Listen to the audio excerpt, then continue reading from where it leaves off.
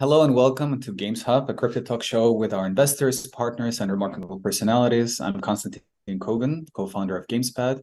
We're excited to welcome a very special guest today, Arik Shinkarevsky, who's director of business development and Web3 at OKX. Today, we're going to talk about how to survive the bear markets, from DeFi to the Metaverse topics. Really to have you here with us, Arik. Welcome. Thank you, Constantine. It's a pleasure to join, and thank you for the invite. Happy to discuss today's agenda and kind of like have a friendly conversation about like what we actually all need to do these days to actually make it. For sure. So maybe just really briefly, you can tell us about like how did you get into the crypto rabbit hole, like about your background. I know you've previously were at Bitmart, right? So maybe a few other things you want the audience to know. Yeah, for sure. Previously, I used to do listings and investments at Bitmart, sometimes focusing on incubation. Before that, I used to work at Paxful, which is one of the leading P2P marketplaces for cryptos. It's been around since 2013. Worked there for a year, so I think it was from 2019, end of 2019, beginning of 2020 to 2021. It was a good journey. I learned a lot, specifically on corporate level in crypto industry. Before that, I used to work at family office focusing on M&A transactions. The family office was specializing in commodities, but we actually gave initiative on getting more exposure to crypto. Stayed there for like 3 years before joining Paxful. And my initial journey actually to crypto was through my flatmate, who was actually introducing me to crypto whilst I was working in the family office, and he actually taught me a lot. We've been doing some prop trading slash market making on smaller exchanges back in the days, such as Yobit. I think back then it was pretty big exchange, but yeah, that's pretty much how I got into crypto. Interesting. We actually have very similar backgrounds because I was also trading before and like speculating a little bit before I actually started to get the bigger picture. So let's jump right into it. Listen, right now, because of your experience, you've already seen previous bear markets, right? And we started including like 2014, which lasted like for 2 years, and the second one 2018, right? Now we have like at least in my experience, like the third one, like 2022. It's very different from previous ones, right? So what, in your opinion, what is the secret strategy to survive the current bear market? I think one of the things and tips I would actually recommend to everyone is just to keep grinding and figuring out the potential synergies on the market and using every opportunity you have. Like in particular, I think actually in 2018, one of the key drivers for me was actually providing initiative in the family office, which kind of like kept me inside of the crypto. Otherwise, prop trading back then was a really, really bad idea. Well, I just figured out when I already got burnt, but I mean, like as we experience things and then we learn, right? So I think the key point here is just trying to find the synergies within your network or in general where you can learn and actually provide value. I think for everyone, every person is unique. Every person is able to have their own value at certain company for certain people, and that's what makes things partially happen. Mm-hmm. That's true. Yeah. So in terms of some of the innovations, maybe in DeFi, like or tools that you might be using, like, do you believe maybe some of them can assist people to make more informative decisions right now? Yeah, I think it all depends on the learning curve of the person who is actually uh, in crypto right now or planning to join. So for some people, I always recommend just go and try to trade, lose a little bit of money, learn, because otherwise it's kind of like pointless. And no one can actually go in one day become pro. We all learn every day, right? The space is super quick in terms of adoption, in terms of innovation. I think few things in particular to uh, point out here, like in terms of infrastructure, I would definitely have a look on ETH which is similar to DocuSign, but pretty much on chain. You can sign the contracts on chain, actual documents on chain on Ethereum.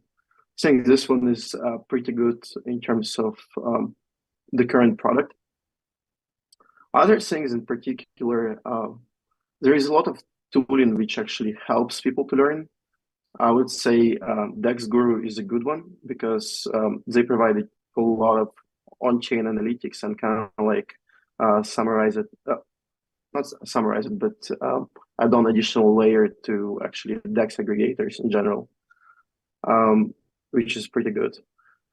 I mean, there is a lot of coming up technologies right now, which are definitely having highlights, even like Blur, right? I think Blur, their model was so unique and they were able to gain the market share in NFT space like crazy within 1 week after the launch. And I Mhm. think it depends a lot on actually um, the team. I think like team is a key, and if the team is able to make the idea happen and deliver it, that's where they make the innovation happen. Mhm. What I are your agree. personal thoughts? What are your personal thoughts on any particular interesting infrastructure projects or DEX or NFT marketplace out there? There, yeah, there are many actually that I use personally for some of the aggregators that help to understand the NFT utility or the volumes, like how they're hyped or not. Um, we have our own that we develop as well, like proprietary that we don't even share right now. So, but I do agree with you. So it's all like about like what is the angle? If it's a token or it's an NFT, and from there you kind of try to Yeah, yeah, find the specific tooling that can help you. Um, but I want to ask you also from a different perspective, things like, for example, right now the entire crypto like finally got back to at least like $1 trillion market cap, right? Which gave a lot of like hope and um, new breath of fresh air, like for the entire industry. What sectors do you believe would be the hottest, like in this year probably? yeah. I think price discovery, both for NFT space and DEX, is still to um, be innovated a lot. Like Blur is a good example of it, right? There is also another DEX which is coming up with interesting price discovery mechanism itself called Native.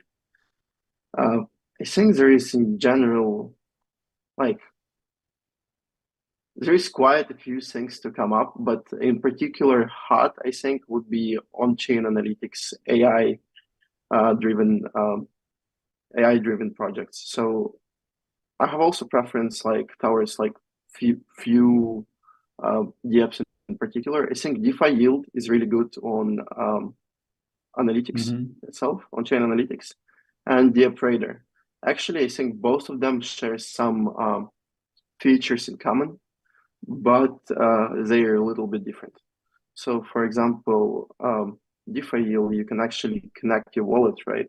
Your non-custodial wallet, and then you would be able to see which miscellaneous contracts you might have signed or smart contracts with a high level of risks, right? It all helps users in our space to actually make more informative decisions in terms of Correct. what they might be having at stake, or whether this contract is a drainer, whether this contract has some automation or stuff like this. I seen like pretty I seen pretty interesting projects in the space, even though I think they still have like they're interesting from the mechanism itself that they're using in their smart contract, but I think they're still risky. So, for example, in GameFi sector, the project called the Rug Game, the idea there is that they have 10 tokens, and 10 tokens with the lowest liquidity will be actually rug pulled, and all the liquidity automatically will be transferred to one of the tokens. So it's similar to actual Squid Game, right? But it's not like Squid Game token, token, which was actually like total rug pull, right? I think these devs already worked on protocol like CalDAO and RVLT, which was kind of like interesting to see. Whereas a deflationary mechanism was used for something else besides of total meme tokens itself, and actually to invest into the project side. It reminded me the hilarious recent announcement from Justin Sun, who created, you saw, like a FUD token to pay. So basically an IOU to repay someone who suffer from FTT, right? You know, so from FTX though. So I mean, and this is everything you have to understand about the crypto world, right? You know, so you're creating something like which is purely speculative, has nothing to do with the FTX project, from a different exchange, which he owns, like Kobe now, and issue a token that is seemingly have to repay something. So there are a lot of interesting experiments. Actually, the one you provided is actually quite creative, I would say, right? By the way, on the DeFi yield term, we talked with their team. I remembered one tool that actually, I don't know, I personally use and I find it very useful is Zerion. From all between Zapier, DeFi yield, and Zerion so far helps me to find, at least on EVM chains, most of the contracts or most of the tokens, even more exotic one, the shit coins of the world. So, I mean, and also the one that are staked, which is pretty rare with other contracts, you know, and also it accumulates, if you add several wallets, it accumulates the total value between the wallets, which is very useful if you think about it, because sometimes you just don't have it under your, you know, fingertips. So again, shout out to their team. I think what they did is a beautiful product. So you mentioned the sectors, like, you know, several sectors, which is, you know, like DeFi, gaming. Last question before we jump to our audience, right? I want to ask you about the Metaverse, right? So in 2022, the Metaverse is proven to be where, you know, like strategic avenue for brands to further showcase their newest collections. I don't know if it's so Nike, if Burberry went, you know, like a swoosh or Burberry Minecraft collaboration. We have multiple today. What's her name? Paris Hilton announced that she's going to create a reality show in the Metaverse, a dating reality show. Now, I'm not sure how it's going to work out, but again, people experiment a lot, right? So my question to you, how do you envision the future of the Metaverse? Yeah, I think that's a pretty good question. For me personally, I don't have particular opinion on the metaverse. I know that it's all about creation and destruction process, right?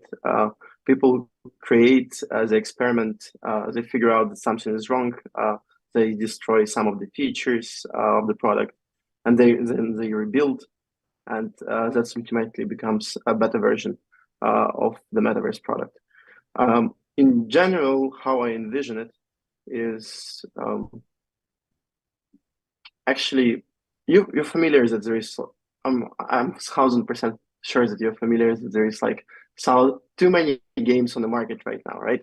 Too many gamified projects on the market, which actually some of them succeed, some of them succeed for a certain momentum, some of them never succeed. So I think it's all about figuring out the right way to approach and collect the data across different sources and aggregate it in one place, and actually to make user experience as unique as possible, so that it be closer to real world interactions, even though I think like we are far away from it. But just a little bit to add here, I'm actually thinking about buying Oculus Pro.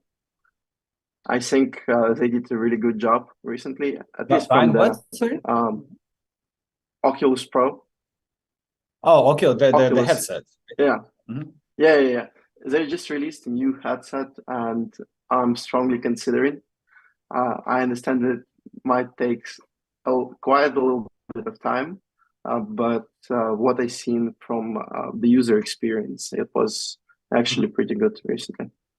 So Okay. yeah, Good to know. So we'll meet in the some kind of VR experience together. Maybe we do some competition, friendly competition, right? yeah. I Okay. think actually All Stars just recently launched. Was it All Stars? I don't really remember the name, but the project is actually coming from Solsi, Solana NFT marketplace. They just launched their Metaverse, which is actually enabling people to have meetings and stuff in Yeah. using For, Oculus. So I think there is we use case, right? Definitely, but for sure. We'll see. I mean, we can meet in Elseverse also soon, like, so we can create our own experience as well. Okay, so let's jump right into the questions from the audience because they're patiently waiting. We have different questions from YouTube, Twitter, LinkedIn. So let's go right into it. So Alvarenga from YouTube, if I correctly read the name, I read on chain data suggesting Bitcoin could be in the later stages of the bear market. How close are we to preferable macro conditions and up-only charts? that's a good question, I guess. I wish I would have solid answer here. I think there is still a long way for the bear market, and we just entered the actual bear market, and we will see definitely in the next few months, from my personal perspective, uh, worser economic conditions in general. But again, this is just like my personal opinion, and there is no exact way to predict the the price here, or what's going to be going with the market. I think like Well, there is positive events on the market, which is like, is Denver coming up, right? Uh, for mhm. example, for ETH, and also there is Shanghai upgrade, but then there is so many other factors which cannot be excluded, which also affect everything. So I think kind of like from isolated point of view for a particular shift or a certain micro macro condition, we can say like, oh yes, this is positively impacting the market. But Like, overall, it's so hard. Yeah. okay, then that's an opinion. I actually believe before the halving, traditionally it goes up. So I believe in early 2024, we might have like a completely different sentiment, just because that's traditional what's happened. 2 years bear market, 1 year the opposite. Okay, so Blitz, because it's gonna be a loaded question, so you're allowed to answer in a very short way, okay? So, Ricardo Diaz from YouTube is asking, how did events that happened to FTX affect other big crypto exchanges such as OKX? Yeah, I think FTX was a good example, good example, and actually a good use case to show that there is a need for more decentralization, right? And I think right now a lot of exchanges actually trying to enter Web3. We envisioned it at the end of 2021, and part of the rebranding of OKX to OKX was actually to empower Web3, and we launched non-custodial wallet, which is right now one of the best in the market itself. We are only one wallet on the market which can actually support 50 chains and seamlessly transition from one chain to another in comparison to others. We have DEX aggregator, which is kind of like trying to provide trustworthy environment and optimal routing in between in between the chains. But we also have an NFT marketplace, right, which is also part of our strategy to make it easier for users to transition from centralized experience to decentralized. And we aggregated from different sources such as X2Y2, LuxRare, OpenSea. There is few others coming up soon. And what is actually super unique for us, I think, like our Discover product, because in comparison to other wallets that there are on the market right now, usually wallet browser would allow users to go to kind of like any website. Users can go to abc.xyz, right, and then get potentially hacked. For us, we actually whitelist the project side after we talk to them, after having certain relationship with the project. And users can go within their mobile and connect to Discover within seconds. So I think it's providing pretty seamless experience. Also, definitely one of the key drivers for the unfortunate events which happened was pretty quick growth of FTX exchange. And for us, we've been in the market for quite a long time, since 2014, 2013. And it's all about, I think, establishing the reputation, making sure that you are working towards it and not gaining everything within seconds. I think like FTX growth was unsustainable at the point where we realized that advertisement of FTX is everywhere, right? I guess you've seen it yourself, guys, but yes. No more particular comments here.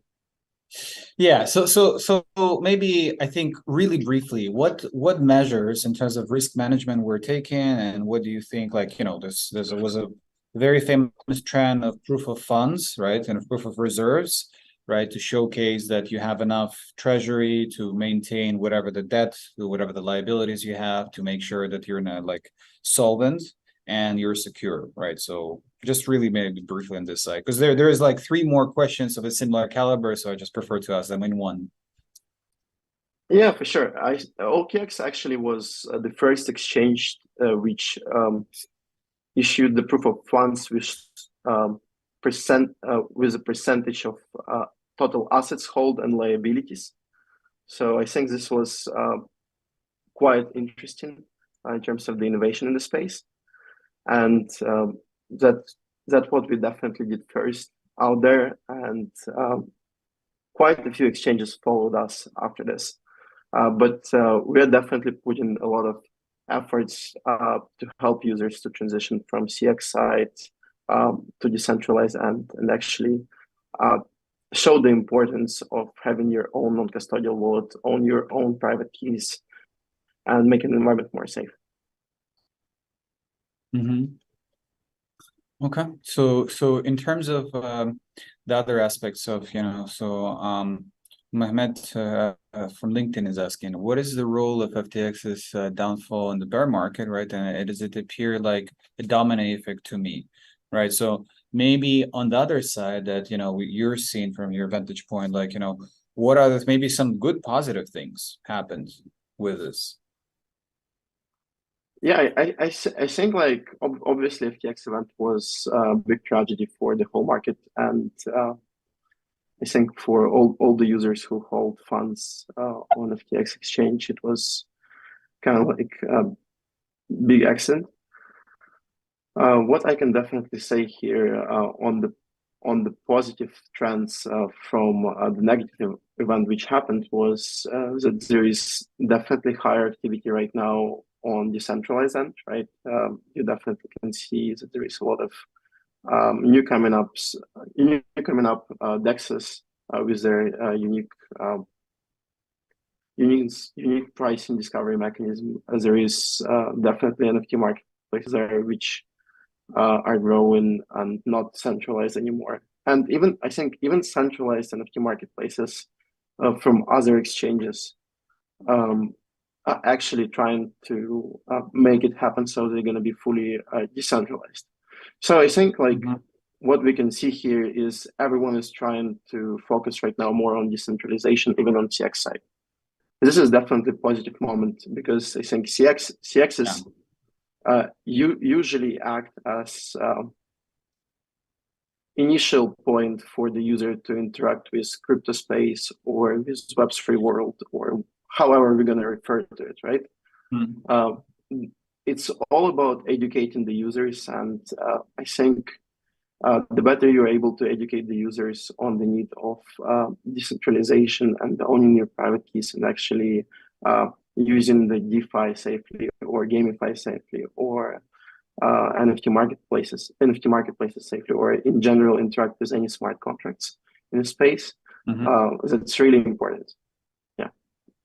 And if you were to summarize, like, Nakamoto-san from YouTube is asking, like the Ethereum merge, what are some other biggest positive events in the bear market? Because I'm sure we listened last year, we had announcements of Starbucks coming into, like, with their NFT strategy backed by Polygon. We have major, like, Google announced partnerships, like, we have with Coinbase. We have a lot of other, like, amazing news, right? So the question is, like, maybe some other things that you can share, you see.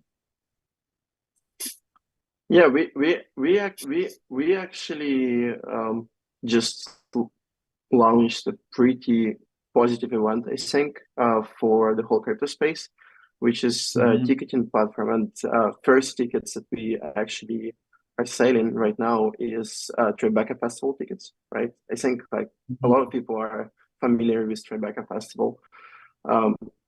I think there is quite a few events which are gonna be happening, which are gonna be impacting the space positively. One of them is actually Denver, which with a lot of small events going around. In particular, we're gonna be hosting pretty big event focusing on decentralization during Denver. There's gonna be also event held by Wallet Connect. It's called WalletCon.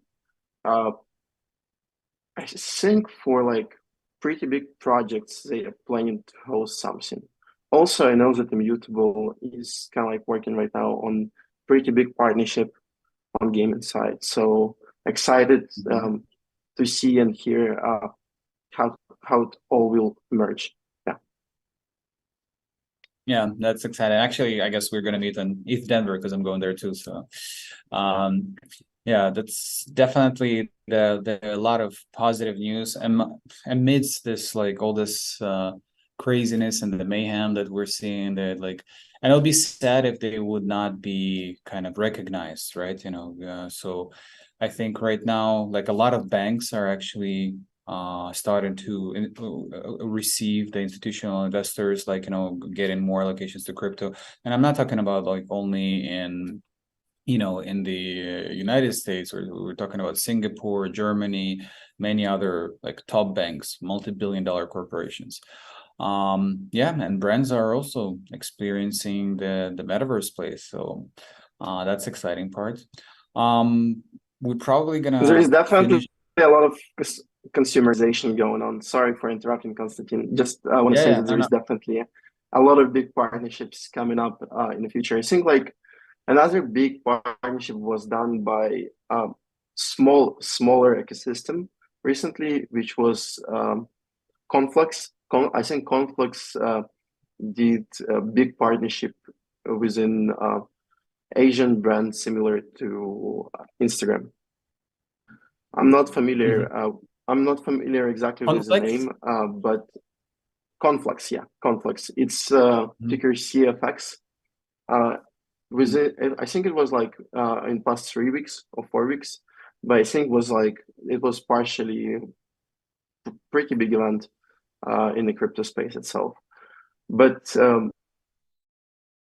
from the interesting point, I think like there is also a variable, right, who is actually working a lot on a lot with traditional brands out there right now. I think they have also quite a few interesting projects coming up pretty soon. So, you know, I'm happy to see where we can transition and actually unite more in general crypto-based experience with real-world use cases. Like I know, like Nike, right, partnership or Adidas partnerships that they did. I wish Alexander Wong would launch their NFTs. I think like a lot of girls would actually like this kind of like branding and the narrative out there. I think like there is still a long way to go in our space, and any innovation is in general doesn't happen in one day. But 100%. You know, there's definitely a lot to go through, a lot of ups and upsides, you know, and downsides, you know, like, and it's a process, right? So we have to be resilient, we have to be patient, and yeah, that's sometimes also like, you know, the what's shown a long-term commitments as opposed to short-term, right? You know, what's differentiating speculators from value investors, right? So really appreciate, you know, your wisdom, Arik, like, you know, some things that you shared with us. We thank everyone for joining GamesHUB today. So we're gonna see each other in 2 weeks at 4 p.m. UTC or about 12 p.m. EST, when YouTube live, Twitter live, LinkedIn live, all the possible lives, right? And we're gonna hope that you're gonna see our next progress. We already did integration with Dexis, with OKX. We're integrating their wallet, so maybe we'll have some more partnerships coming out in the future. And stay tuned on the news on ETH Denver. Thank you so much. thank you guys. Bye bye.